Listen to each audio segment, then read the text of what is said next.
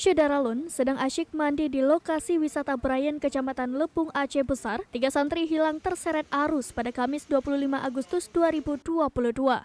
Kalaksa Badan Penanggulangan Bencana Daerah atau BPBD Aceh Besar Ridwan Jamil membenarkan kejadian tersebut. Saat ini ia mengatakan petugas masih melakukan proses evakuasi di lokasi kejadian perkara atau LKP.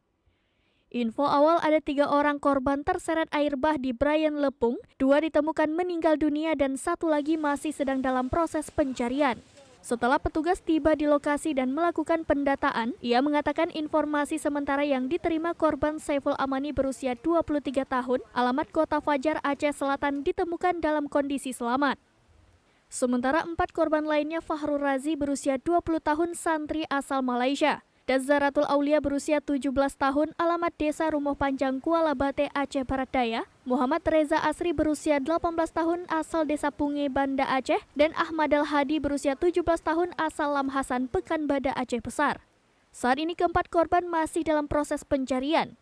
Berdasarkan kronologi kejadian, rombongan santri beserta pimpinan dayah atas nama Tengku Salman berlibur ke tempat wisata tersebut dan sekitar pukul 14 waktu Indonesia Barat. Sebagian santri mandi di pemandian Sungai Brayan dan tak lama kemudian hujan dengan intensitas tinggi pun mengguyur wilayah tersebut.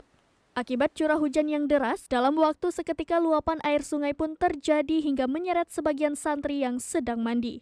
Dari Aceh Besar, Indra Wijaya, Serambi On TV.